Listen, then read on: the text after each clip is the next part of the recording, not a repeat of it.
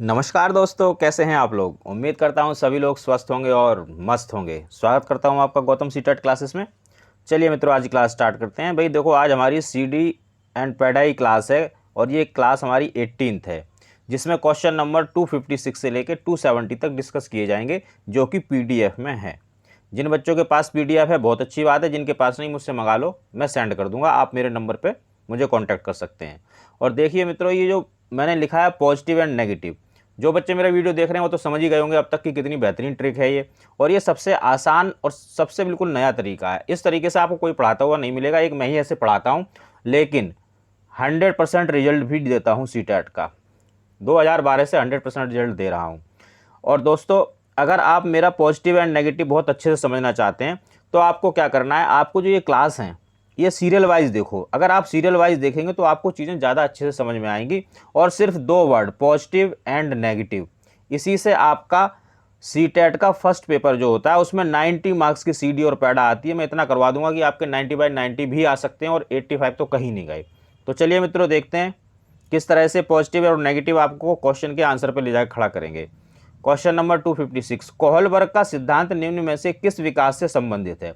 तो भाई देखो, जब किसी के बारे में पूछा जाए या किसने कौन सा सिद्धांत दिया है, किसी की सेइंग है, तो फिर भाई हमारा नेगेटिव और पॉजिटिव इतना वर्क नहीं करता है, क्योंकि जो चीज़ है उसे तो हम नकार ही नहीं सकते। तो इसको आप थोड़ा सा याद कर लो कि जो कोहलबर्ग है उसने नैतिक विकास का सिद्धांत दिया। ये हमारा आंसर है। भाषा विकास की बात करें तो चॉम्स्की ने दिया था। सामाजिक विकास की बात करें तो वाइगोस्की ने दिया था।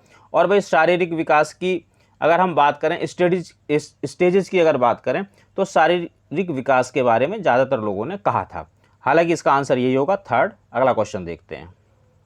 जब शिक्षार्थियों को समूह में किसी समस्या पर चर्चा का अवसर दिया जाता है तब उनके सीखने का वक्र कैसा होगा। देखो, चर्चा करना पॉजिटिव होता है और आप अवसर दे रहे हो पॉजिटिव चीज़ का, तो पॉजिटिव ही आंसर आना चाहिए इसका। आप क्वेश्चन को पढ़ने की ऐसी हैबिट बनाओ कि बस आप ये ढूंढने की कोशिश करो पॉजिटिव पूछ रहा है या नेगेटिव पूछ रहा है। जैसे ही आपको ये पता चल जाए, समझ लो आपको वहाँ पे मेरे जो शब्द हैं पॉजिटिव और नेगेटिव नज़र आने लगेंगे और फटाक से आप आंसर करेंगे। देखिए, पॉजिटिव चीज़ पूछ रहा है, समान रहेगा। भाई समान रहा तो क्या पॉजिटिव हुआ, कुछ ही पॉजिटिव नहीं। स्थिर रहा तो ये तो दोनों एक जैसे ही हैं, दो तो आंसर हो नहीं सकते। अवनत होगा यानी कि डाउन होगा। भाई जब चीज़ आप पॉजिटिव करें तो डाउन क्यों होगा, अप होगा, बेहतर होगा, अच्छा होगा अगर आप समूह चर्चा से करवाएंगे। विकास की गति एक व्यक्ति से दूसरे व्यक्ति में भिन्न होती है, किंतु यह एक नमूने का अनुगमन करती है। यानी कि वो ये कहना चाह रहा है जो हमारा विकास होता है वो man to man, child to child बिल्कुल डिफरेंट होता है। सबकी जो विकास करने की गति होती है वो अलग अलग हो सकती है, लेकिन फिर भी कुछ चीज़ें ऐसी हैं जो फिक्स हैं। चाहे वो इंसान कहीं का भी हो, इंडिया का हो, अमेरिका का हो, कहीं का भी हो, सबकी वो गति वो वैसे ही विकास करेगा। तो ये वही पूछ रहा है। एड़ी से चोटी नहीं भाई, एड़ी से चोटी नहीं होता है, चोटी से एड़ी होता है। अप्रत्याशित होता है, अप्रत्याशित का मतलब होता है जिसकी आशा न की जाए, एकदम से कुछ एकदम धमाका हो जाए, बम फट जाए, ऐसा तो कुछ नहीं होता। विकास की हम भविष्यवाणी भी कर सकते हैं। मान लो जो बच्चा है न्यूबॉर्न बेबी, अगर वो 1 महीने में अपना सर उठाने लगे तो हम भविष्यवाणी कर सकते हैं कि वो 1 साल के अंदर चलने लगेगा। तो भाई ये अप्रत्याशित नहीं है विकास, अव्यवस्थित है। यानी कहीं से भी हो जाए, कभी हाथ बढ़ेगा, कभी पैर बढ़ेगा, कभी सर बढ़ेगा, ऐसा होता है नहीं। क्रमबद्ध और व्यवस्थित होता है। क्रमबद्ध का मतलब देखो, अगर मैं बात करूं, अगर मैं क्रम की बात करूं या दिशा की बात करूं, तो विकास 2 तरफ होता है दिशाओं के हिसाब से। पहला होता है सर से लेके पैर की तरफ, सिर से लेके पैर की तरफ। और दूसरी जो दिशा होती है वो होती है अंदर से बाहर, यानी कि जो आपकी रीढ़ की हड्डी है, रीढ़ की हड्डी के पास में जो अंग होंगे उनका विकास पहले होगा और जो दूर है वो बाद में होगा। तो 2 दिशाएं होती हैं। व्यवस्थित होता है यानी कि एक व्यवस्था है। जैसे कि मैंने बताया कि सर से पैर की तरफ, अंदर से बाहर की तरफ, ऐसा नहीं कहीं से भी होने लगे विकास। तो क्रमबद्ध एवं व्यवस्थित। बाकी विकास के मैं सिद्धांत पढ़ाऊंगा, उस क्लास में और अच्छे से डिस्कस करेंगे। विकास के लिए निम्नलिखित में से कौन सा एक उचित है। तो भाई उचित वही होगा जो पॉजिटिव होगा। आप बस क्वेश्चन को इसी तरह से पढ़ें कि पॉजिटिव निकल के आना चाहिए। तो देखेंगे विकास के लिए निम्नलिखित में से क्या उचित है, पॉजिटिव। विकास जन्म से प्रारंभ होता है और समाप्त हो जाता है, ये बात गलत है। भाई जो विकास है वो जैसे ही बच्चा माँ के पेट में जाता है, यानी कि जैसे ही माँ कंसीव करती है बच्चे का विकास प्रारंभ हो जाता है और फिर कब तक चलता है, मृत्यु तक चलता है। तो ये बात तो गलत हो गई। दूसरा देखो, सामाजिक सांस्कृतिक संदर्भ, सामाजिक सांस्कृतिक संदर्भ ये शब्द कहीं पे भी आ जाए 101% पॉजिटिव होता है। विकास में एक महत्वपूर्ण भूमिका का निर्वाह करते हैं। बिल्कुल, आप जिस समाज में रहते हो, जिस संस्कृति से आप बिलोंग करते हो, आपका विकास उस पर निर्भर करता है। सपोज करो आप एक ऐसे समाज में रहते हो जहाँ बहुत पढ़े लिखे लोग हैं, सब इंग्लिश बोलते हैं, तो आप इंग्लिश बोलना सीख जाओगे बड़ी आसानी से। इसी तरह से आपकी संस्कृति में जो चीज़ें, जो त्यौहार मनाए जाते हैं, जो चीज़ें करते हैं, आप उनको बहुत अच्छे से सीख जाते हो। तो जो सामाजिक और सांस्कृतिक संदर्भ होता है, ये विकास को प्रभावित करता है, एक महत्वपूर्ण भूमिका निभाता है। विकास एकल आयामी है, यानी कि सिर्फ एक तरह से होता है, ऐसा नहीं है। विकास पृथक है, ऐसा भी नहीं है। सेकंड आंसर देखो भाई, ये तो थ्योरी बता दी मैंने। अगर आपको नेगेटिव पॉजिटिव आप सीख गए तो कितना आसान है। विकास जन्म से प्रारंभ होता है और समाप्त हो जाता है, इसमें कोई नेगेटिव नहीं, कोई पॉजिटिव नहीं।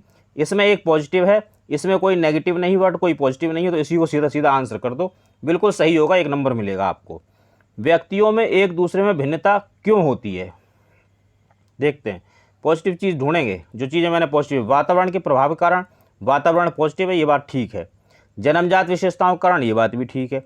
वंशानुक्रम और वातावरण, अब जब ये दोनों शब्द एक जगह आ गए और आगे लिखा हुआ है अन्योन क्रिया, कहीं पे भी लिखा हुआ है अन्योन क्रिया, परस्पर क्रिया, अंतः क्रिया, अंतर्निहित, अंतर्निहित, तो ये हमेशा ही पॉजिटिव होते हैं। ये जो शब्द मैंने बताए, इनको आप अपनी कॉपी में लिख लो। मुझे पता है, मैं कई बार बताता हूँ, जब आप मेरी क्लास देखो तो फिर आप एक पेन पेंसिल और कॉपी लेकर जरूर बैठें, और जो चीज़ें मैं वर्बली बताता हूँ उसको आप लिख लो, वो आपकी थ्योरी हो जाएगी। इससे ज़्यादा थ्योरी सीटेट में आती नहीं है, मैंने आपको बता दिया है।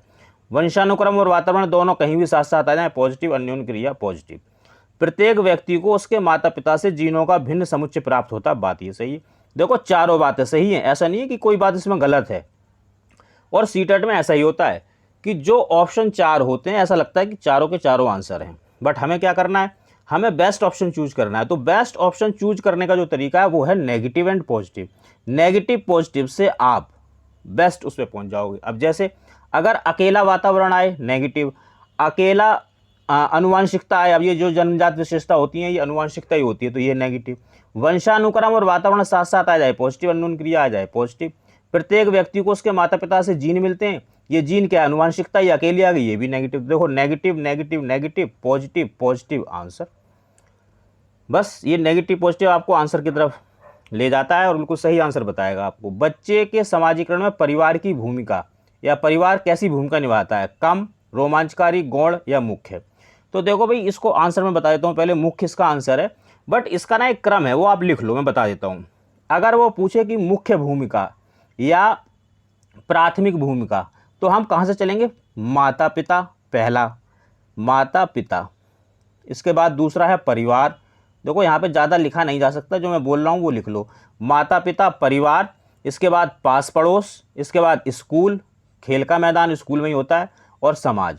अगर वो ये पूछे कि प्राथमिक रूप से कहाँ विकास होता है, तो आप इधर से चलेंगे। अगर माता पिता नहीं मिलते तो परिवार को आंसर करेंगे, परिवार ना मिले तो पास पड़ोस को करेंगे। और अगर वो पूछे सबसे ज़्यादा कहाँ होगा, तो आप इधर से चलेंगे, यानी कि समाज से। पहले समाज, समाज ना आए तो खेल का मैदान या स्कूल, वो ना आए तो पास पड़ोस, वो ना आए तो परिवार। लेकिन ये ऐसा होता है, ये 5-6 वर्ड हैं, इनमें से 4 आपको मिलते ही मिलते हैं। अगर मुख्य रूप से पूछता है तो परिवार से चलो, और सबसे ज़्यादा पूछ रहा है तो समाज से पीछे को होते जाओ, और जो मिल जाए उसको आंसर कर दो। तो परिवार की जो भूमिका होती है वो मुख्य भूमिका होती है, बच्चे के सामाजिक हर चीज़ में मुख्य भूमिका होती है। निम्नलिखित में से कौन सा सही मिलान वाला जोड़ा है, तो देखो भाई, ये जो दे रखे हैं ये चारों, ये प्याजे की 4 अवस्थाएं हैं जिन्होंने संज्ञानात्मक विकास दिया। तो हम ये देख लेते हैं कौन सी किसके साथ मैच करती है। अब यहाँ क्या नेगेटिव पॉजिटिव निकलेंगे, यहाँ तो सीधी सीधी बात होगी। चौथा देखते हैं, पूर्व संज्ञानात्मक बच्चा। अब भाई जो पूर्व संज्ञानात्मक बच्चा होता है ये 2 से लेकर 7 साल तक का होता है। अब आप मुझे ये बताओ, क्या 2 से लेकर 7 साल तक बच्चा निगमन विचार कर सकता है, नहीं कर सकता है, तो ये बिल्कुल गलत है। शैशव अवस्था में क्या बच्चा तर्क कर सकता है, नहीं कर सकता, गलत है। औपचारिक संक्रियात्मक, औपचारिक का मतलब ये जो शैशव अवस्था होती है 0 से 2 होती है। अच्छा, औपचारिक कितनी होती है, 11+ होती है। तो क्या 11+ में बच्चा अनुकरण करेगा या कल्पना वाले खेल खेलेगा, नहीं। अब आई मूर्त संज्ञानात्मक, ये होती है 7 से लेके 11 साल तक। तो ये वो अवस्था होती है जब बच्चे में संधारण शुरू हो जाता है। संधारण का मतलब कि कॉन्सेप्ट उसके दिमाग में बनने लगते हैं, वो चीज़ों को रिटेन करने लगता है अपने माइंड में, वर्गीकरण करने के योग्य हो जाता है, चीज़ों को पहचानने लगता है, वो वर्गीकरण करने लगता है कि भाई ये चीज़ अलग है, ये यहाँ पे ये ऐसी चीज़ है, ये वैसी चीज़ है। तो ये जो संधारण और जो वर्गीकरण की योग्यता है, ये बच्चा मूर्त संक्रियात्मक अवस्था में सीख लेता है। तो ये वाला जोड़ा ठीक है। अगला क्वेश्चन देखेंगे। एक बच्ची कहती है धूप में कपड़े जल्दी सूख जाते हैं, वह किसकी समझ प्रदर्शित कर रही है? देखेंगे। प्रतीकात्मक विचार, अहम केंद्रित चिंतन, विपर्य चिंतन या कार्य और कारण। तो देखो इसका आंसर सीधा बताता हूँ, कार्य और कारण। उसने सिर्फ यही बताया कि किस कारण से ये काम हो जाता है। ये कोई बहुत बड़ी थ्योरी नहीं है, बस ये बड़े बड़े शब्द जो दे रखे हैं ना, ये बस आपको फंसाने के लिए दे रखे हैं, तो ज़्यादा इसमें कन्फ्यूज नहीं होना है आपको। नेक्स्ट देखेंगे। पियाजे के अनुसार बच्चों का चिंतन वयस्कों से में भिन्न होता है बजाय इसके। तो देखो पियाजे ने क्या कहा कि जो बच्चों का जो चिंतन होता है वो वयस्कों के मुकाबले जो उसकी मात्रा होती, जो उसका प्रकार होता है वो ज़्यादा अच्छा होता है। यानी कि बच्चे डिफरेंट टाइप से सोच सकते हैं। ऐसे नहीं ऐसे कर लो, ऐसे कर लो, अरे ऐसे नहीं हो रहा तो ऐसे कर लो, बजाय किसके? मात्रा के। यानी कि जो बच्चों का दायरा होता है वो कम होता है, जबकि जो उनके सोचने का जो तरीका होता है, जो प्रकार होता है, वो कई प्रकार से सोच सकते हैं एक ही चीज़ को। तो भाई इसमें थर्ड आंसर होगा। ये तो हम जब प्याजे पढ़ेंगे तो अच्छी तरह से उसको पढ़ लेंगे, प्याजे के सवाल हैं। तो भाई देखो मैंने आपको पहले भी बताया, आप अगर पहले वीडियो देखो कि जो नेगेटिव पॉजिटिव है ना, वो सीडी का अगर फर्स्ट पेपर की बात करूँ तो 90 मार्क्स में काम करता है।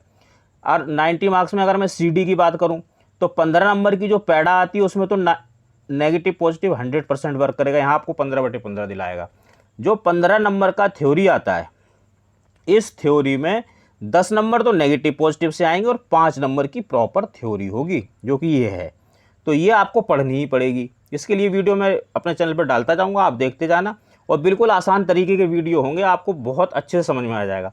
और उसमें मैं उतना ही समझाता हूँ जितना कि सीटेट में आता है।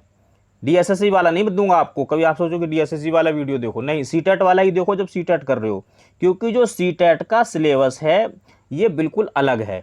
तो जब आप सीटेट की तैयारी कर रहे हो तो सिर्फ सीटेट ही करो। बाकी चीज़ों को अगर आपको समझना है तो मेरे चैनल पे एक वीडियो पड़ा हुआ है कि सीटेट में 120 कैसे स्कोर करें, कैसे तैयारी करें सीटेट की, आप वो देखो, आपको बहुत फायदा होगा उससे। निम्नलिखित में से कौन सा एक आधारभूत सहायता का उदाहरण है? यानी कि क्या पूछ रहा है? पॉजिटिव। तो देखते हैं। मूर्त और अमूर्त दोनों प्रकार के उपहार देना। उपहार नेगेटिव। हमें बच्चे को क्लास के अंदर उपहार या गिफ्ट्स नहीं देने हैं, क्योंकि बच्चा कोई बर्थडे पार्टी में थोड़ी आया, वो तो पढ़ने आया है, सीखने आया है, चीज़ों को अनुभव करने आया है, क्या कहते हैं, क्रियात्मक खेल खेलने के लिए आया है, लर्निंग बाय डूइंग सीखने के इसके लिए आया हुआ है, उपहार लेने नहीं आया। अगर आप उपहार देते हो बच्चे को और उपहार दे के आप उसको अपनी क्लास में बिठाते हो, तो इसका मतलब ये है कि आपका जो टीचिंग मेथड है वो इतना इफेक्टिव नहीं है कि वो बच्चे को क्लास में रोक सके। इसलिए आप उपहार मत दो। उपहार देना नेगेटिव। प्रश्न पूछने को बढ़ावा दिए बिना स्पष्टीकरण देना। देखो प्रश्न पूछना, अगर बच्चा प्रश्न पूछ रहा है तो ये पॉजिटिव होता है। क्यों? बच्चा कब प्रश्न पूछता है? बच्चा तब प्रश्न पूछता है जब उसके सीखने में बाधा पड़ती है। वो सीख रहा होता है, वो सीखने के लिए उत्सुक होता है, और बीच में एकदम से कुछ बाधा पड़ जाए तो वो प्रश्न पूछता है, सर जी यहाँ तक तो मैंने कर लिया, यहाँ आगे समझ नहीं आ रहा है। तो बच्चे का जो प्रश्न पूछना है वो पॉजिटिव है। और वो क्या कह रहा है? इसको वो बढ़ावा ही नहीं दे रहा टीचर, यानी कि पॉजिटिव चीज़ को वो बढ़ावा नहीं दे रहा। तो फिर ये क्या हो गया? नेगेटिव हो गया। शिक्षार्थियों को प्रेरित करने वाले भाषण देना। भाषण देना नेगेटिव। आपके पास जो बच्चा आएगा वो 5 से लेकर 10 या 12 साल का बच्चा आएगा, और ये बच्चा भाषण देना भाषण सुनना पसंद नहीं करता है। इवन मैं आपको बहुत देर तक भाषण देता रहूँ, आप तो सीटेट की तैयारी कर रहे हो तो आप भी बोर हो जाओगे। फिर बच्चा तो बच्चा, इसलिए भाषण देना नेगेटिव। तो फिर आप पॉजिटिव क्या होगा भाई? ये भी नेगेटिव, ये भी नेगेटिव, तो आंसर तो यही होगा। बट इसमें पॉजिटिव क्या? अनुबोधन। बोध जो शब्द है ये पॉजिटिव है।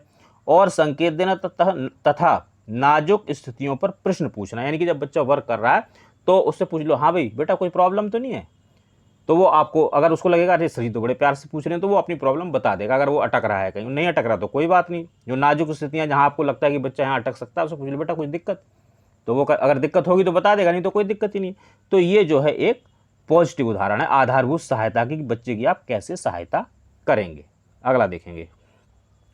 बच्चे के विकास के सिद्धांतों को समझना शिक्षक की सहायता करता है। किस चीज़ में? चलो देखते हैं यहाँ से। भाई पॉजिटिव चीज़ के लिए ही करेगा। क्यों पढ़ रहा है बच्चा? जो टीचर है वो विकास के सिद्धांतों को क्यों पढ़ता है? क्यों पढ़ाए जाते हैं जेबीटी या बीएड वगैरह में? इसीलिए तो ना, कि बच्चों को हम समझने में मदद मिलेगी। हमें बच्चों को समझना है कि बच्चा किन तरीक़ों से सीखता है, कैसे सीखेगा, इस तरीके से सीखेगा, उस तरीके से सीखा। इसीलिए सिद्धांत होते हैं। विकास के, कि बच्चे का विकास हो रहा है, इस अवस्था में उसका क्या विकास हुआ, कितना विकास हुआ, उसकी मानसिकता कैसी होगी, किन चीज़ों को वो पसंद करेगा, ये सब चीज़ें सीखेगा। तो चलिए देखते हैं, पॉजिटिव चीज़ निकालेंगे इसमें। शिक्षार्थियों को क्यों पढ़ना चाहिए यह औचित्य स्थापित करने में। तो भाई ये तो मुझे सेंटेंस ही समझ में नहीं आ रहा है, और ना इसमें कोई नेगेटिव है ना पॉजिटिव, तो उसको होल्ड करो। शिक्षार्थी की आर्थिक पृष्ठभूमि को पहचानने में, आर्थिक वर्ड कहीं पे भी आए नेगेटिव करना। आर्थिक यानी कि पैसा, पैसा अगर कहीं पे भी आ रहा है तो नेगेटिव, क्योंकि बच्चे की आर्थिक पृष्ठभूमि कैसी है इससे टीचर को कोई लेना देना नहीं होना चाहिए कि बच्चा अमीर है या गरीब है, कैसा है, इससे कोई मतलब नहीं, नेगेटिव। शिक्षार्थी के सामाजिक स्तर को पहचानने में ये कुछ हद तक ठीक हो सकता है, तो ये होल्ड पे, ये होल्ड पे। ये देखो, शिक्षार्थियों की भिन्न अधिगम शैलियों को प्रभावी रूप में संबोधित करने में, भिन्न आ जाए कहीं पे, विभिन्न आ जाए, विविध आ जाए, वैविध्यपूर्ण आ जाए, इन शब्दों को लिख लो, ये हमेशा पॉजिटिव होते हैं। तो आप देखो 1, 2 और 3, इसमें हम फंस गए। आर्थिक तो ये प्रॉपर नेगेटिव है, तो इसको तो हम बिल्कुल छोड़ देंगे, लेकिन ये 3 हैं जो आंसर हो सकते हैं। तो देखो सीटेट में ऐसे कई सवाल आएंगे जब आप 2 में, 3 में या 4 में फंस जाओगे, तब आपको क्या करना है, आपको एक चीज़ का ध्यान रखना है। सबसे पहले देखेंगे आप विस्तार, विस्तार ज़्यादा कहाँ है, बच्चा कहाँ ज़्यादा सीख रहा है, बच्चे कहाँ ज़्यादा फायदा होगा, बच्चा कहाँ कंफर्टेबल फील करेगा, ये चीज़ें ढूंढनी है। बच्चा कहाँ ज़्यादा क्रिएटिव होगा, बच्चा लर्निंग बाई डूइंग कहाँ करेगा, एक नंबर पे ये चीज़ें देखनी है आपको। जब ये भी ना मिलेगा आपको, तो फिर दूसरे नंबर पे क्या देखोगे, पॉजिटिव और नेगेटिव। अगर पॉजिटिव पूछ रहा है तो पॉजिटिव देखोगे, नेगेटिव पूछ रहा है तो नेगेटिव देखोगे। तो देखिए पहली विस्तारित चीज, शिक्षार्थियों को क्यों पढ़ना चाहिए, इसमें ना तो कुछ नेगेटिव आ रहा ना पॉजिटिव आ रहा, ना मुझे इसमें विस्तार दिख रहा है, तो ये होल्ड पे है, इसको होल्ड को ही रहने दो। शिक्षार्थियों के सामाजिक स्तर को पहचानने, तो भाई सामाजिक स्तर हमें थोड़ा बहुत तो पता होना चाहिए, तो ये कुछ हद तक ठीक है। बट पहला देखेंगे हम, शिक्षार्थियों की भिन्न अधिगम शैली, यानी कि बच्चा किस तरह से सीखता है, अलग अलग तरीकों से सीखता है, अलग अलग शैलियों से बच्चा सीखता है। 2 अगर जुड़वा बच्चे भी है ना, वो भी अलग अलग तरीकों से सीखते हैं, तो ये चीज़ हमें ज़्यादा समझनी पड़ेगी, तभी हम बच्चे का भला कर सकते हैं। अगर आप ये चीज़ समझ जाते हो तो आप बच्चे के साथ न्याय करोगे, यानी कि आपको ये पता होगा कि बच्चा ऐसे नहीं सीख रहा है, अच्छा चलो ऐसे सिखाओ, ऐसे नहीं सीख रहा है ऐसे सिखाओ, तो इसमें बच्चे का भला ज़्यादा हो रहा है। और दूसरी चीज़ में मेरा पॉजिटिव वर्ड भी है, तो इसी को आंसर कर दो। तो भाई इतना आसान। और देखो मैं आपको बताऊं कि ये नेगेटिव पॉजिटिव कुछ नहीं है, ये सिर्फ वेटेज होता है, जो चारों ऑप्शन होते हैं ना, वेटेज होता है। किसी में बच्चा 20% सीखेगा, किसी में 40 सीखेगा, किसी में 80 सीखेगा, किसी में 100 सीखेगा, और आपको ये 100% वाला आंसर करना होता है। तो ये 100% वाला आंसर कैसे मिलेगा, नेगेटिव पॉजिटिव से मिलेगा, इसलिए इनको सीखो। इनको सीखने का क्या तरीका, आप पीडीएफ ले लो, पीडीएफ में 3000 क्वेश्चन है, और आप उसकी प्रैक्टिस करो। भाई आप जब एक ही चीज़ की 3000 बार प्रैक्टिस करोगे तो क्या परफेक्ट नहीं हो जाओगे उसमें, बिल्कुल हो जाओगे। लेकिन अगर आप 3000 तरीकों की प्रैक्टिस करते हैं एक एक बार, तो 3000 में से आप एक भी नहीं सीखोगे। लेकिन अगर आप एक तरीके की 3000 बार प्रैक्टिस करोगे तो वो 101% सीख जाओगे और सीटेट भी क्लियर कर जाओगे। कॉलबर्ग के सिद्धांत में पूर्व परंपरागत स्तर के अनुसार कोई नैतिक निर्णय लेते समय एक व्यक्ति निम्नलिखित में से किस तरह प्रवृत्त होगा, फॉरवर्ड होगा। तो देखो भाई, जब किसी का सिद्धांत पूछ लिया जाए तो फिर हम इधर उधर नहीं जा सकते, जो पूछा है वही बताना पड़ेगा, ये थ्योरी हो गई। तो कॉलबर्ग की अगर मैं बात करूं तो कॉलबर्ग जो है अमेरिका के थे। अगर आप कंफ्यूज होते हो कि भाई अमेरिका के कौन कौन से मनोवैज्ञानिक थे, तो आप मेरे चैनल पे जाना, वहाँ पे एक पड़ा हुआ एक प्लेलिस्ट है गौतम्स ट्रिक, इसको खोल के देख लेना। थ्योरी की ट्रिक है, 4-5 ट्रिक उसमें पड़ी हुई है फिलहाल अभी। अगर आपने ये सीख ली तो समझ लो आपकी 1/2 थ्योरी कंप्लीट हो गई, देख लेना वहाँ जाके, बहुत बढ़िया ट्रिक है। फिलहाल यहाँ की बात करते हैं। कॉलबर्ग ने कौन सा सिद्धांत दिया, नैतिक विकास का सिद्धांत दिया। तो कॉलबर्ग ने क्या किया था कि बहुत सारी कहानियाँ बनाई थी, और वो लोगों को कहानी सुनाते थे, फिर उसको एक पात्र बना देते थे कि भैया मान लिया अगर तू इसकी जगह होता तो क्या करता, वो उनसे ये पूछते थे। फिर वो जो जवाब देता था, जो आंसर देता था, उस हिसाब से वो तय कर लेते थे कि भाई ये इस नैतिक स्तर पे है। इस तरह की उनकी थ्योरी थी, बाकी कॉलबर्ग के चैप्टर में पढ़ेंगे। तो उन्होंने जो अवस्थाएं दी, सिद्धांत स्तर जो दिए, 3 स्तर दिए, परंपरागत, पूर्व परंपरागत और परापरंपरागत। वो पूछ रहा है पूर्व परंपरागत में जो बच्चा के अंदर जो नैतिकता होती है वो किस कारण होती है। तो इस पूर्व परंपरागत स्तर के इन्होंने 2 पार्ट कर दिए। पहला पार्ट था दंड और आज्ञा, यानी कि जब बच्चा होता है छोटा, 4 साल का, 5 साल का, 4 साल तक तो नैतिकता होती नहीं, इसके बाद जब बच्चा आता है तो वो जो कोई भी नैतिकता दिखाता है वो किस वजह से दिखाता है, आज्ञा की वजह से। वो आपकी आज्ञा मानता है। आज्ञा क्यों मानता है, उसको लगता है अगर मैं आज्ञा नहीं मानूंगा तो मुझे दंड मिलेगा, इसलिए वो नैतिक होता है। जैसे आपने देखा छोटा बच्चा है और आपने कहा कोई रिश्तेदार आएंगे, देख आंटी आएंगी नमस्ते करियो, बच्चे ने कहा ठीक है, और उसने नमस्ते नहीं करी, तो तब तो आप कुछ नहीं करोगे, लेकिन आंटी के जाती उसमें आप 2 थप्पड़ मार दोगे। अच्छा मैंने तेरे से कहा था और तूने नमस्ते नहीं करी। तो वो समझ गया कि अगर मैं मम्मी का कहना नहीं मानूंगा तो मुझे दंड मिलेगा, इसलिए वो नैतिकता दिखाता है। कैसे नैतिकता दिखाएगा? अगली बार जब आंटी आएंगी तो दोनों हाथ जोड़ के नमस्ते करेगा, क्योंकि उसको पता है अगर नहीं करी तो आंटी के जाते ही मेरे में 2 थप्पड़ पड़ेंगे। तो वो इसलिए नैतिकता दिखाता है। पहला स्टेज ये है। और दूसरा स्टेज क्या है? दूसरे स्टेज में बच्चा थोड़ा सा ना आत्म केंद्रित हो जाता है। वो टिट फॉर टैट की थ्योरी अपनाता है। आपने देखा होगा बच्चे छोटे होते हैं, यानी कि 8-9 साल के बच्चे होते हैं, और उनकी जो बड़ी दीदी है वो बोलती हैं कि मेरे लिए तू कुरकुरे ला देगा? तो कोई कहता हाँ ला दूंगा, 10 रुपये लूंगा पर। तो ये टिट फॉर टैट चलने लगता है। तो जो पूर्व परंपरागत स्तर होता है, इसमें बच्चा पहले तो जो नैतिकता दिखाता है वो दंड के डर से दिखाता है, इसलिए वो आज्ञा मानता है, वो नैतिकता होती है। और दूसरे में वो तुम्हारा कोई काम कब करेगा? जब उसका कुछ काम बन रहा होगा। तो उसी हिसाब से देख लेते हैं। इसका आंसर होगा अंतर्निहित संभावित दंड। अब देखो मैंने बताया कि दंड नेगेटिव होता है, लेकिन अब यहाँ पे हम नेगेटिव पॉजिटिव नहीं देखेंगे। क्यों? क्योंकि ये प्रॉपर थ्योरी है, ये वो वाली थ्योरी है जो 5 नंबर मैंने अभी बताए कि 5 नंबर की प्रॉपर थ्योरी आएगी। इसमें नेगेटिव पॉजिटिव नहीं चल पाएंगे, ये आपको सीखनी पड़ेगी। तो ये मैं आपको सिखा रहा हूँ कि पूर्व परंपरागत स्तर में जो बच्चा नैतिकता दिखाता है वो किस वजह से दिखाता है? अंतर्निहित दंड की वजह से। और अगर नेगेटिव पॉजिटिव देखने तो वो देखो अंतर्निहित इसमें आ रहा है तो समझ लो ये पॉजिटिव ही होगा लगभग। बाकी तो थ्योरी है प्योर। अधिगम करता है, यानी कि शिक्षार्थी की व्यक्तिगत विभिन्नताओं के संदर्भ में शिक्षा को क्या करना चाहिए? शिक्षिका को पॉजिटिव चीज करनी चाहिए। ढूंढ लो। निगमन पद्धति के आधार पर समस्याओं का हल, निगमन नेगेटिव। निगमन का मतलब होता है पहले बच्चे को सूत्र बता दो और फिर वो उसकी प्रैक्टिस करता रहे, तो ये नेगेटिव है। हमारा बच्चा छोटा है, 5 साल से 10-12 साल तक का बच्चा है। ये बच्चा सूत्र को नहीं समझता है।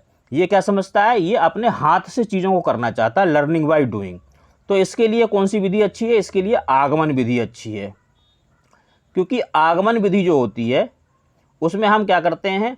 पहले बच्चे से छोटे छोटे उदाहरण बच्चे को देते हैं, बच्चे से छोटा छोटा काम करवाते हैं, फिर बच्चा खुद ही नियम बना देता है कि नहीं सर ये तो ऐसे होगा। मान लो आप उसको क्षेत्रफल सिखाना चाहते हो आयत का, तो निगमन विधि में क्या है कि आप उसको सूत्र बता दो सीधा, लंबाई गुणा चौड़ाई। और आगमन में क्या है? उसको बोलो उसको बताओ बच्चे को कि भाई क्षेत्रफल कैसे निकलेगा, इसको और इसको गुणा करो। बाद में बच्चा अपने आप ही बता देगा सर जी आयत का क्षेत्रफल तो लंबाई गुणा चौड़ाई होता है। तो ये आगमन विधि होती है। तो हमें बच्चे से, छोटे बच्चे से आगमन विधि करवानी है, निगमन नहीं करवानी। तो निगमन नेगेटिव। कलन विधि नेगेटिव होती है। याद करना, कंठस्थ करना, स्मरण करना, स्मृतिकरण, कंठस्थीकरण, सुनाना, दोहराना, ये कहीं पे भी आया इसको नेगेटिव कर देना। तो अब ये भी नेगेटिव, ये भी नेगेटिव, ये भी नेगेटिव। तो आंसर तो यही बचा, क्योंकि टीचर को क्या करना है? पॉजिटिव चीज़ करनी है। अब इसमें लेकिन पॉजिटिव है क्या? विविध, वैविध्यपूर्ण, भिन्न, विभिन्न, कहीं भी आ जाए पॉजिटिव करना। विविध प्रकार की अधिगम परिस्थितियों को उपलब्ध करवाना, यानी कि बच्चे को आप अवसर दो अलग अलग तरह के, जिसमें बच्चा सीख सके, अधिगम कर सके, लर्निंग कर सके, क्योंकि ऐसे ही छोटे बच्चे हमारे सीखते हैं। और सीटेट का जो सारा सिलेबस है वो बच्चे के ही आसपास घूमता है। तो 4th आपका आंसर हो जाएगा। अगला क्वेश्चन देखेंगे। निम्नलिखित में से कौन सा बाल विकास का एक सिद्धांत नहीं है? नेगेटिव पूछ रहा है, देख लेते हैं। विकास के सभी क्षेत्र महत्वपूर्ण है, बिल्कुल सही बात। सभी विकास परिपक्वन व अनुभव की अंतःक्रिया का परिणाम होते हैं। अंतःक्रिया कहीं भी आए पॉजिटिव करना, अनुभव कहीं भी आए पॉजिटिव करना, तो ये भी सही है। सभी विकास तथा अधिगम एक समान गति से आगे बढ़ते हैं। समान या एक समान कहीं भी आए इसको नेगेटिव करना, क्योंकि जो हमारा विकास होता है वो वर्तुलाकार होता है। ऐसा नहीं कि सीधा सीधा चलेगा, विकास पीछे भी आता है कई बार, मतलब विकास हो रहा है फिर रुक जाएगा, हो सकता है डाउन भी हो जाए फिर बढ़ जाए, इस तरह से भी होता है, एक समान गति से नहीं होता है। सभी विकास एक क्रम का पालन करते हैं, बिल्कुल। मैंने अभी 2 क्रम बताए कि सिर से लेके पैर की तरफ, एक तो ये क्रम हो गया, दूसरा क्रम है अंदर से बाहर की तरफ, यानी कि जो रीढ़ की हड्डी है, रीढ़ की हड्डी के पास जो अंग होंगे उनका विकास पहले होगा, और जो रीढ़ की हड्डी से दूर अंग है उनका विकास बाद में होगा। तो ये इस क्रम का पालन करते हैं। ये जो एक समान कह रहा है ये नेगेटिव है, इसलिए इसी को आंसर करो, क्योंकि वो नेगेटिव पूछ रहा था। अगला क्वेश्चन देखेंगे। निम्नलिखित में से कौन सा आकलन करने का सर्वाधिक उपयुक्त तरीका? तो भाई सबसे ज्यादा उपयुक्त कौन सा होगा? वही जो पॉजिटिव होगा। मैंने आपको बताया क्वेश्चन को इसी तरह से पढ़ो कि नेगेटिव है या पॉजिटिव है, और फिर मेरे नेगेटिव पॉजिटिव ढूंढो। देखो ये ज़्यादा वर्ड नहीं है, मुश्किल से 250 से लेकर 300 वर्ड हैं, बस आपको यही याद करने हैं। और इनको याद करने का तरीका बस वही है, प्रैक्टिस प्रैक्टिस प्रैक्टिस। आप रोज़ कम से कम 2 या 3 वीडियो रोज़ देखें, रोज़ प्रैक्टिस करें। जो PDF है उस PDF को निकाल लो, जैसे मैं ये 270 लिखा रखा है, ऐसी PDF आपको मिल जाएगी। 270 क्वेश्चन नंबर निकाल लो, जो चीज़ें मैं इसमें बता रहा हूँ वो लिखते जाओ, वही आपकी थ्योरी हो गई। और ऐसी प्रैक्टिस करो, रोज़ प्रैक्टिस करो, तभी कुछ होगा सीटेट में, अदरवाइज नहीं होगा। चलिए देखते हैं इस क्वेश्चन को। आकलन का सर्वाधिक उपयुक्त तरीका, यानी कि पॉजिटिव पूछ रहा है। तो चलते हैं यहाँ से देखते हैं। आकलन सत्र की समाप्ति पर करना चाहिए?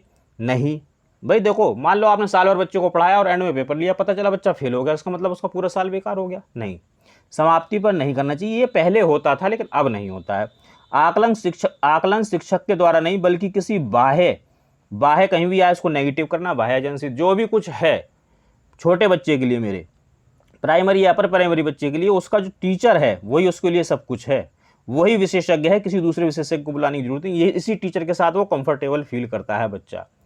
आप प्राइमरी में, अभी तो आप हो नहीं स्कूल में, अब जो है वो बताते हैं, मैं बताता हूँ आपको कि आप प्राइमरी स्कूल में आइए, यहाँ पे पता बच्चा आपको क्या कहता है? मेरे सर जी। इतना लगाव होता है। जबकि आप बड़ी क्लासों में चले जाओ तो क्या कहेंगे? भाई हिंदी वाला मास्टर, अंग्रेजी वाला मास्टर। लेकिन प्राइमरी में वो कहता है मेरे सर जी। तो इतना लगाव बच्चा वो रखता है। तो बाहर वाले को बुलाने की क्या जरूरत है? टीचर ही सब कुछ है। इसलिए बाह्य क्या है? नेगेटिव, बाह्य एजेंसी आ जाए, नेगेटिव। दूसरा देखेंगे, भाई इसको थोड़ा हटा देता हूँ, ये नेगेटिव। ये मैंने कहा कि ऐसा नहीं कि सिर्फ एक बार आकलन करना है। आकलन एक शैक्षणिक सत्र में 2 बार करना चाहिए, शुरू में और अंत में। नहीं, 1 बार, 2 बार, 3 बार, कहीं पे भी लिखा हो नेगेटिव, क्योंकि ये आपको बाउंड कर देता है। भाई 2 ही बार करो या 3 ही बार करो, क्यों भाई? कभी भी कर लो। अभी पढ़ाया मैंने, मान लो आधे घंटे पढ़ाया, इसके बाद मैं तुरंत आकलन कर लूँ, क्या परेशानी? मुझे पता भी चल जाए कौन कौन सीखा, कौन कौन नहीं सीखा। तो ये भी नेगेटिव। तो ये नेगेटिव नेगेटिव नेगेटिव, आंसर यही होगा। लेकिन इसमें पॉजिटिव देखना है। आकलन शिक्षण अधिगम, यानी कि टीचिंग और लर्निंग में कैसा है? अंतर्निहित प्रक्रिया। मैंने ही बताया था, अंतर्निहित आ जाए, अंतः क्रिया आ जाए, परस्पर क्रिया आ जाए, अन्योन क्रिया आ जाए, हमेशा पॉजिटिव होगा। पॉजिटिव को आंसर करेंगे।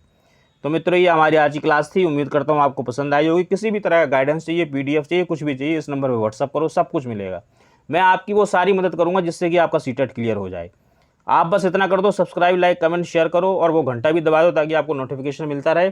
और मेरी क्लासों में आप रहिए, आपका 100% सीटेट क्लियर होगा। चलिए मित्रों, इस क्लास के बाद अब मिलते हैं अगली क्लास में। तब तक स्वस्थ रहिए और मस्त रहिए।